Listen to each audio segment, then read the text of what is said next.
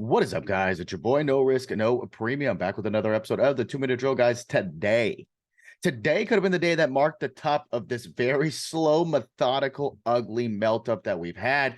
As you can see, very much volume divergence here as well. As the market has continued to rip higher, we can see we have a massive decrease in volume. Okay, and then secondly, I'm looking here. What candlestick is this called? Quiz. Type it in the chat. Type it in the comments. I'm going to tell you what it's called. Okay, it's called a hanging man. And that could be the sign of a reversal. Now, I'm not going to say that we're going to reverse tomorrow, but if you want to talk about what this candlestick looks like, we have decreasing volume on a melt up, right, into a major supply area with the hanging man candle. Okay, that is the recipe for us to possibly have some reversal action coming tomorrow. What do we have tomorrow for the economic data? Lots of shit coming out, so you better be ready for it. We have a lot of consumer directed data coming out, personal income, personal spending. Okay, and then of course we have down here University of Michigan Consumer Sentiment Index. Okay, but the most important thing I think everyone's gonna be watching is gonna be the PCE year over year. And the core PCE index. I think everyone will be looking at that. Though that data all comes out 8:30 a.m. Eastern Standard Time, so you better be up early. You better be ready to watch for it. Okay, then obviously we know the Consumer Sentiment Index. That's the University of Michigan data.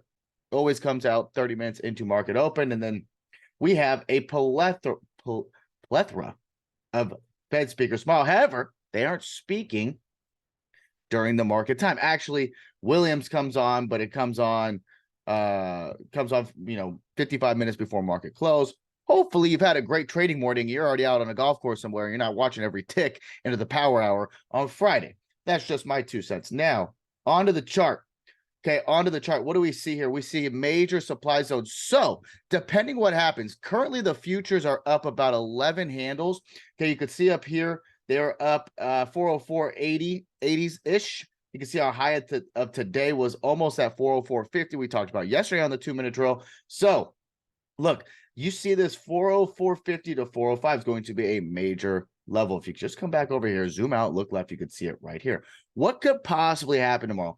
Do we get a possible double top, or maybe a liquidity grab, a peak above and then drop back down tomorrow? It could happen. We've gapped up, I don't know, 1, 2, 3 days now in a row. Do we get a fourth day? I don't know. Okay. And I'm not going to sit here and predict and ask if we get one. But what I'm saying is we're currently up 11 handles coming into a major supply zone that, look, if we break and hold above 405 tomorrow, okay, and we don't get back down under, pretty much back under 404 tomorrow after the open, okay, you're going to want to see if there is going to be that continuation trade that will take us up to this gap that we still have up here at 407. Okay, if you just zoom out and look left, there is, oh, wait, excuse me, went a little too far there. Zoom out, look left, we can see there is this small gap here on SPY. Has not been settled during any cash open. We can see we got up here and rejected it. So look, break and hold, I think break and hold above 405, you will target 407.50 to 408.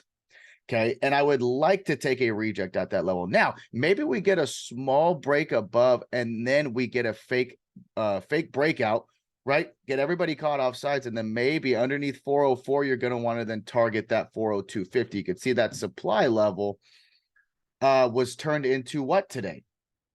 It was turned into demand. It was a support resistance flip. You could also call it. You could see right here, supply, get into the supply, back test it. Now it became some demand left down here. So if we break and hold, right? If we break and hold under 404 tomorrow, you'll want to definitely target 402.50 down to 402. Okay, break and hold above 405. You will definitely want to look and target 407.50 to 408, where I'd like to take a reject there as well.